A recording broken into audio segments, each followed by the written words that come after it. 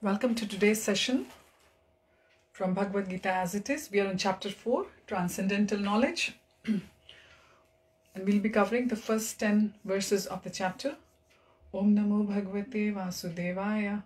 Om Namo Bhagavate Vasudevaya. Om Namo Bhagavate Vasudevaya.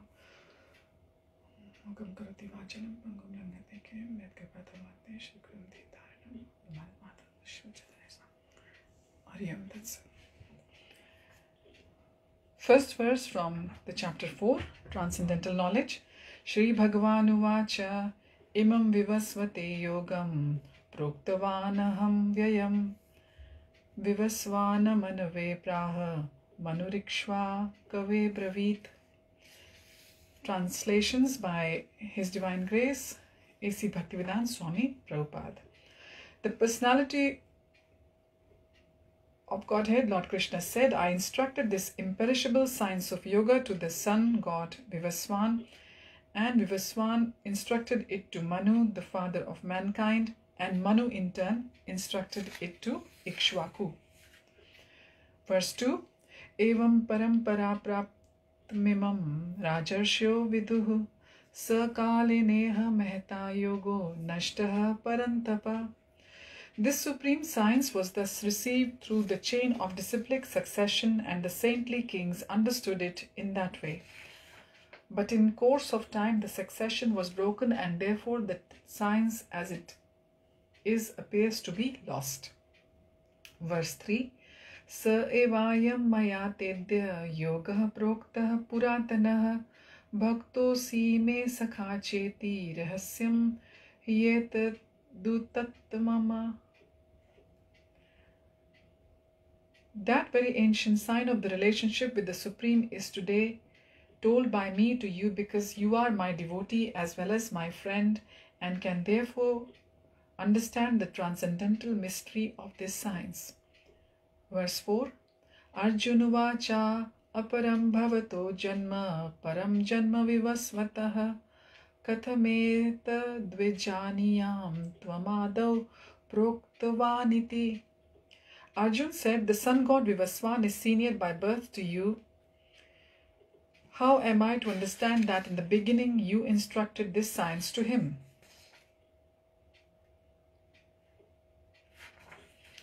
Shri Bhagavan Uvacha Bahuni me vyatitani janmani tav charjuna tanyaham veda sarvani na tvam vethat parantapa. The personality of Godhead said, many, many births both you and I have passed. I can remember all of them, but you cannot. So, O subduer of the enemy.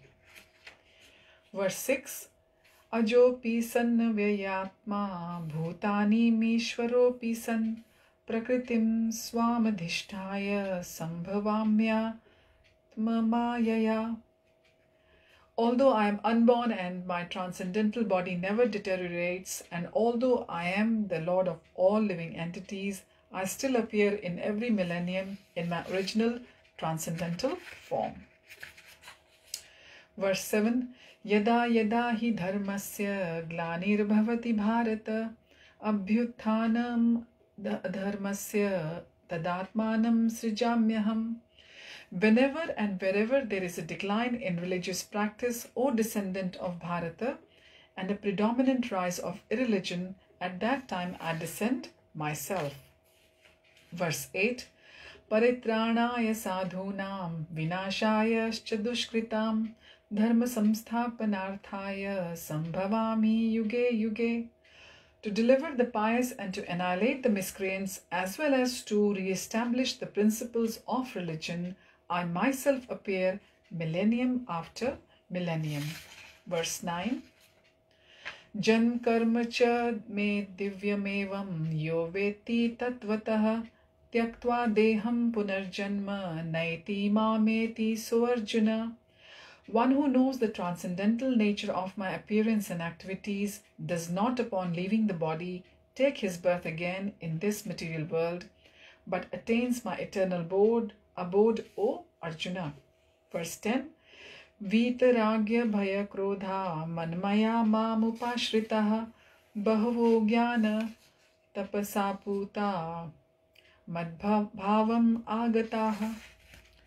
Translation: being freed from attachment, fear and anger, being fully absorbed in me and taking refuge in me, many persons in the past became purified by knowledge of me, and thus they all attained transcendental love for me.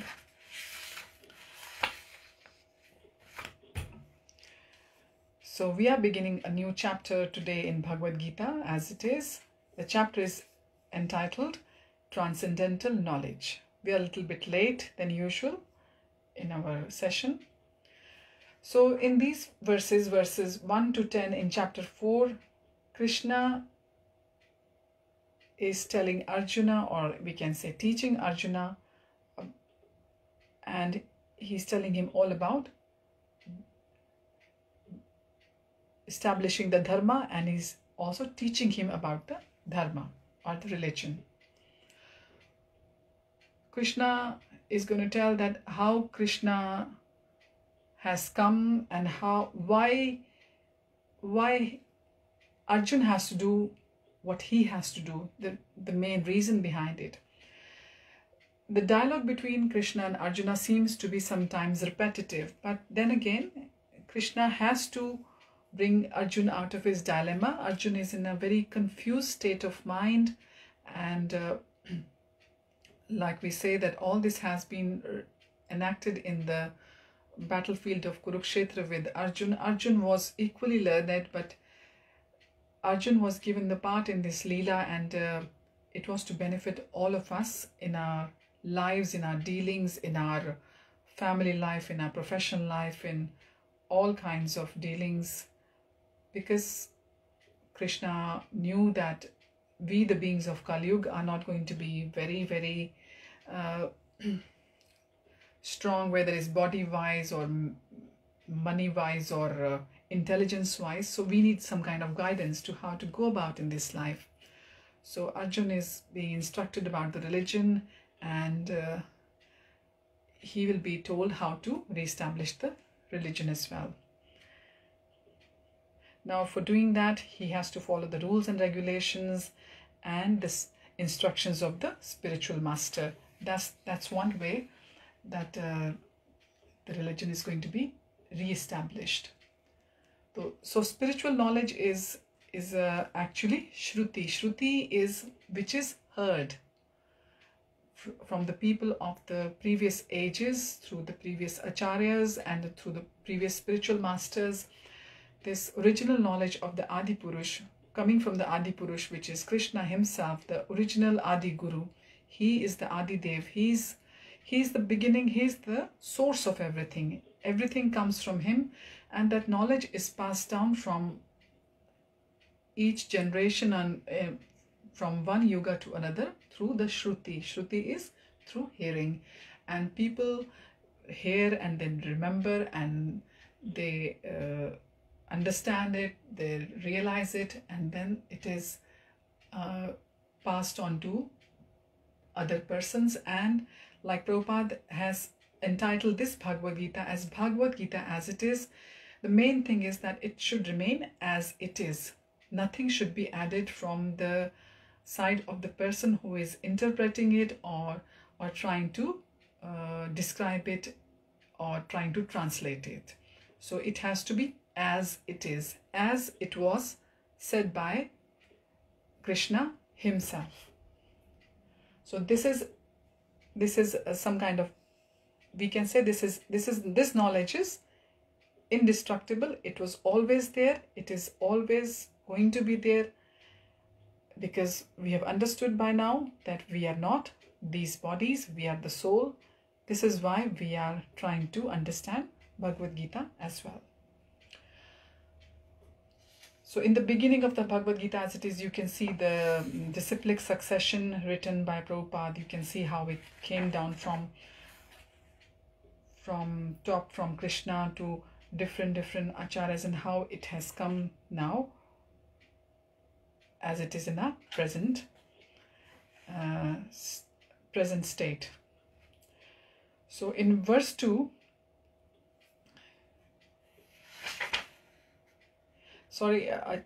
yes, I have done the verse 1. Krishna said to Arjuna that this science has been given from the sun god Vivaswan, and Vivaswan instructed it to Manu, and Manu is the father of the mankind, and Manu in turn gave it to Ikshvaku. So all these,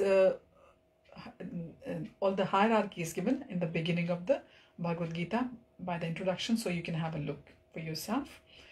In verse 2, it is again told that this science was received through the chain of the disciplic succession from Guru and disciple parampara, Guru and Shishya parampara, the tradition, and the saintly kings. There were kings who were really saintly in the past, like Raja Janak, who even had Lord Rama as his son-in-law, and Sita Devi as his daughter. Sita Devi, as we know, is the goddess of fortune herself. So he wasn't just a king, he was a Rajarshi. So these were the saintly kings of the past. So it wasn't in this yuga, of course. These were in the Treta and the Satyugas. So of the religion appeared to have lost. So when Arjuna is being instructed by Krishna on the battlefield, Krishna is trying to re-establish that broken tradition which got lost, and he wants to re-establish it through Arjuna. And in verse 3, it's told about the relationship with the Supreme is not just any ordinary relationship. It is described by Krishna that it is an ancient science, and Krishna is saying to Arjuna that he's being described this science because he is Krishna's devotee. Because remember in in chapter 2, when Krishna when Arjuna surrenders to Krishna, that Shishyaste mam shadi mam tuam prapannam, I'm your completely surrendered student, completely surrendered devotee now, so please explain to me and get me out of my confusion and out of my dilemma. So Krishna is telling Arjuna that he's being revealed everything because he is not just Krishna's devotee, his friend, but he is fully prepared now to understand the knowledge. So until and unless we are completely surrendered and devoted, we don't get the opportunity or even the full ability or mercy from the divine to understand the things or to do the things. Because we should remember that we are not the doers, we are not the controllers, and we are not the enjoyers. All these three things which we think we are actually for Krishna himself, because he is the original proprietor of everything. He is the proprietor of even our souls. So in the Prabhupada tells very nicely there are two classes of men, devotee and the demon. So Arjuna is a devotee of the Lord, and he is ready to have this explained to him. And it was also told in I remember in the verse in chapter 15 in the Purushottam Yoga chapter, that there are two kinds of men, fallible and infallible. In this material world, everybody is fallible, and in the spiritual world, everybody is infallible. So there's downfall only on this material platform, because that's how we are. So we need all the help we can from the scriptures to understand the purpose of this life and how to live our lives. So we have to follow the scriptures in this disciplic succession which are coming from Arjuna, and we should treat the scripture Bhagavad Gita as a great science, Prabhupada says, because Krishna is decoding everything nicely. All the confusion, all the dilemmas of Arjuna are decoded nicely with proper explanation by Krishna. So Bhagavad Gita is also a science. In text 4, Arjuna said that the sun god, which is Vivaswan, he is senior to Krishna. So he says that how am I to understand that in the beginning you instructed this science to him? So Arjun is asking some relevant questions, that how he's supposed to understand this science. Now Prabhupada tells us clearly that yes, Arjun knew everything, because Arjun was equally learned. Arjun was a relative of Krishna, Arjun was a friend of Krishna, and he was given the chance to fight in the battlefield.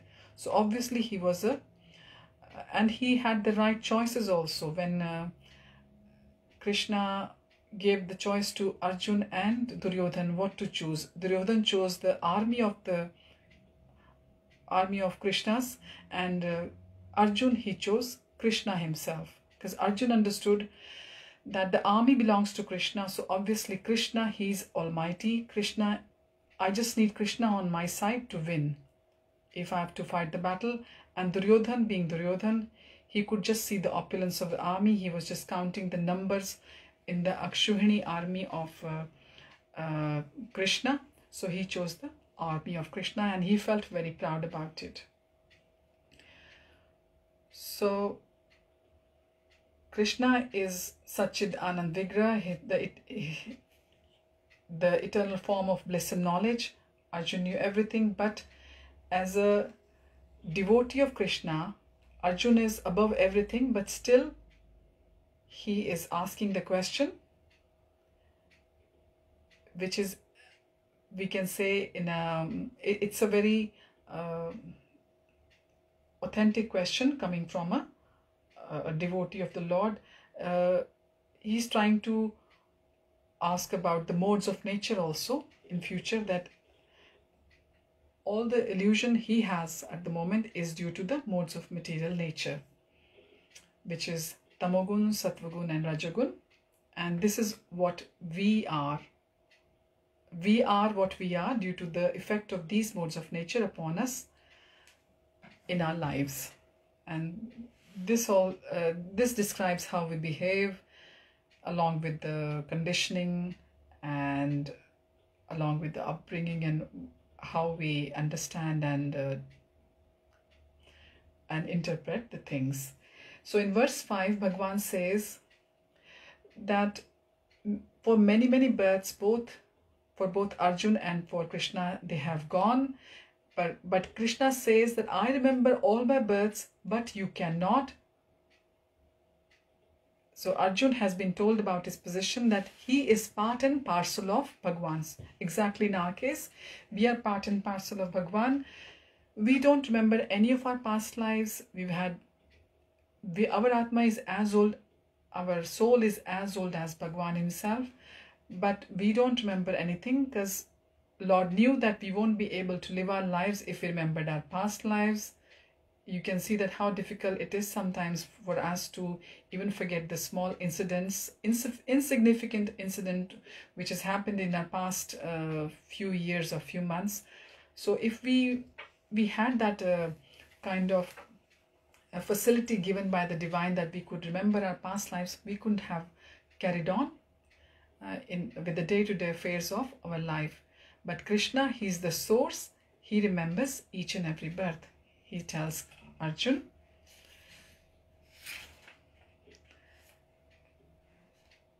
And Krishna, his body is divine. It doesn't change. It is same always. Unlike us, we go through different species and we go through different coverings. Our soul remains the same, which is the main part and parcel of Bhagavan. But the vehicle which carries this soul, that changes from life to life.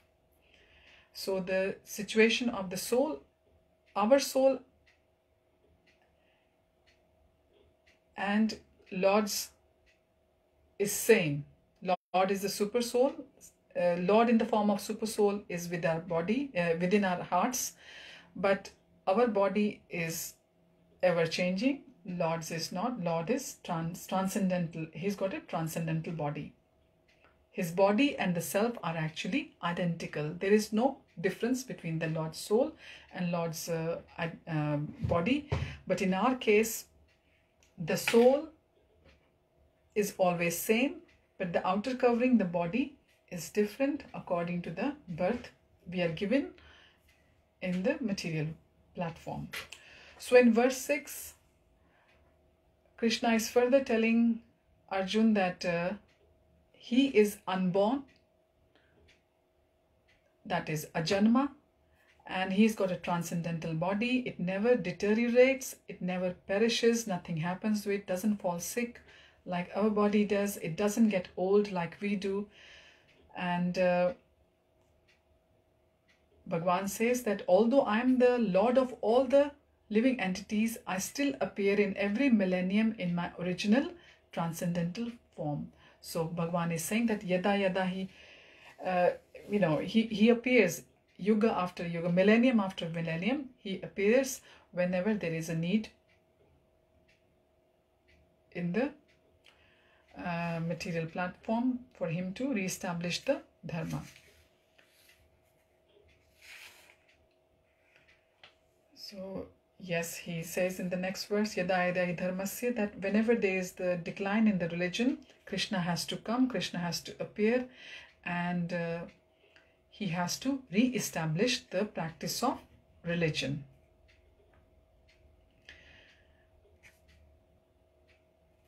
And in the purport, Prabhupada says that at the end of the Bhagavad Gita, that the highest principle of religion is to surrender unto God and nothing else and nothing more. So from the Bhagavatam, we understand that Lord Buddha is the incarnation of Krishna who appeared when materialism was rampant, we can say, in the world. So Lord appeared as an incarnation, which was Buddha at that time, because people were misusing the Vedas for their own satisfaction. They were sacrificing animals just for the purpose of Vedas, because they were doing a lot of karma kandas and doing the sacrifice of the animals. And so Buddha had to appear, Krishna had to appear in an incarnation of Buddha, so as to stop this misuse of the Vedic principles and to re-establish the principle of non-violence, which is one of the foremost principles of Vedas. So I'm telling you everything from the purport of Bhagavad Gita here, given by Srila Prabhupada, because we have to make sure that we don't add anything from ourselves for the explanation.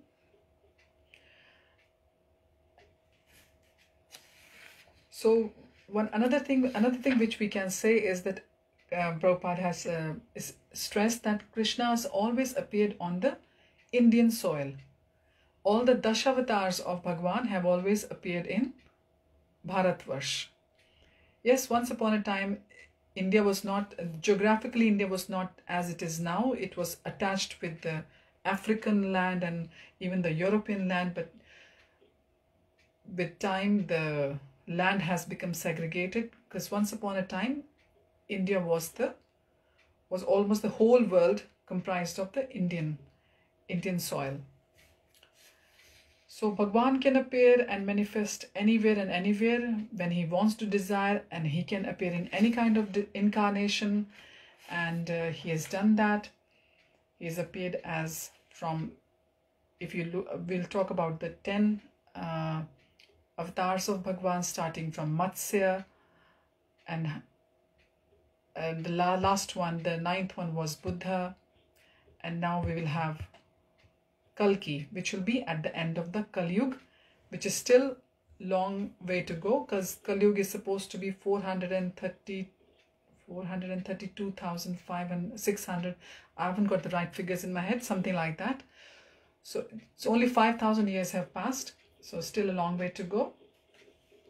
So the principles of Bhagavad Gita were told to Arjun and to the other elevated and advanced persons. So the missions of these reincarnations of the incarnations of Bhagwan, which come as 10 avatars, starting from the Matsya avatar up to Buddha we had, which was the 9th incarnation, is to re-establish the Krishna conscious everywhere, to remind people that what is the purpose of their life, where have they come from, and what is their actual goal. So in verse 8, Bhagwan is again telling Arjun that to deliver the pious and to annihilate the miscreants. So what is the purpose of Bhagwan to appear or to manifest on this earth is to finish the bad ones, like they say, and to finish the irreligious entities and the ones who are completely destroying the religion from the society, but to liberate the ones who are pious, who are religious, and as well as to re-establish the principles or the pillars of the dharma or the religion.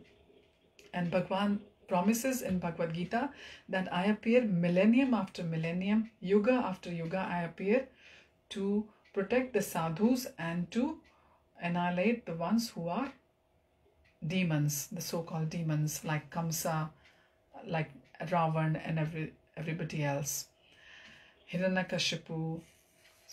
So we've had a lot of miscreants, demons in the form of miscreants. They come, and to override them, Bhagwan has to take the birth, not birth, has to appear, has to manifest. And Bhagwan will appear in such an incarnation which is the need of that time. For example, to finish off Hiranyakashipu and to deliver his son Prahlad Maharaj, Krishna appeared as Narsimhadev, which was half man, half lion. Because Hiranyakashipu had begotten a boon from Bhagwan that he will not die in the morning or in the evening through a man or an animal, through any weapon. So Bhagwan appeared from the pillar, and he appeared as a half lion and half man, and he killed him at that hour which was neither day nor night, just that time between the day and the night. In the twilight hours he was annihilated. And we know the story about the Kamsa, and we know the story of Ravan. So Bhagwan comes millennium after millennium, and all the stories are there in Srimad Bhagavatam. And in the age of Kali, Prabhupada says in the purport that Mahaprabhu, he came, he started the Sankirtan movement, which is going to spread all over the world. Mahaprabhu had predicted and this confidential knowledge is there in the Upanishads, the Mahabharata and the Srimad Bhagavatam. So I'm sure many of you are watching the Mayapur Navadvip Dham Parikrama, which is being shown virtually. So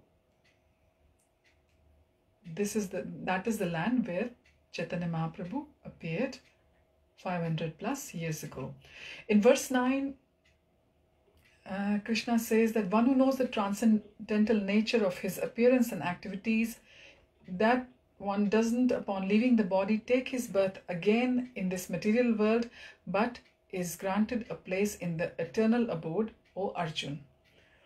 So to get to the eternal abode of Bhagwan, one has to know the transcendental nature of appearance and activities of Bhagwan. So this is some kind of clause Krishna has put forward for us. So this is how we can get liberated from this cycle of samsara, or the cycle of birth, death, old age and disease. In verse 10, Krishna is telling Arjun that by getting freed from the attachment, fear and anger, and getting completely absorbed, and in taking complete shelter and in the surrender of Krishna, many persons in the past have become purified by the knowledge given by Krishna, and they all attain the transcendental or the pure eternal love for Krishna. So verses 1 to 10 are giving us the knowledge and which is all eternal, which was always there from the start, from Krishna, and it is always going to be there. And this is where Krishna is telling all of us that how we can get out of this cycle of birth and death. And these are the instructions given to us through Arjun by Krishna, that what we have to do to get out of this cycle, and what is the purpose of our life, and how we can liberate ourselves and enlighten ourselves. And Krishna guides us very nicely, and all these guidances and the instructions are given in the ancient scriptures. And here we're reading Bhagavad Gita. Bhagavad Gita has got everything in there, and Krishna has explained to Arjun that he has to have, and we also have to have, knowledge from the disciplic succession, and knowledge which is given as it is. It is very much different from the university education, but this is the knowledge which is given by the Lord, who has created, who is maintaining, and who appears again and again when there is a need for his appearance. He manifests himself, and he again brings the spirituality back into the world, which becomes bereft or which is removed due to the material influences. And the smooth and the world keeps running nicely. Once again he comes to this world and established the religion. So we are all aspiring for the real love of God, and the real love of God is prema, as they say, and it comes through the devotional service under the guidance of the spiritual master. It's a slow process, and this is the highest stage, and one has to get freed from the material attachment, from the fearfulness of one's spiritual, from the fearfulness of one's individual spiritual personality, and from the frustrations that result in void philosophy, as Prabhupada says in the purport. So we will continue with verses 11 onwards from chapter 4, the Transcendental Knowledge. I wish you all a very blissful week ahead. This is the last week of the Purushottam month. We've got only a few days, and this Purushottam month ends on Friday. So please try to read the verses from chapter 15 and the prayers of Lord Brahmaji from Canto 10, from the Krishna book, you can read, and in Canto 10 also. So offer the ghee lamp to Bhagwan and do some attentive chanting, and do as much as you can, as much as your health and as your time provides you. So we'll see you tomorrow. Hare Krishna, Hare Ram Tat Sat. Thanks for joining.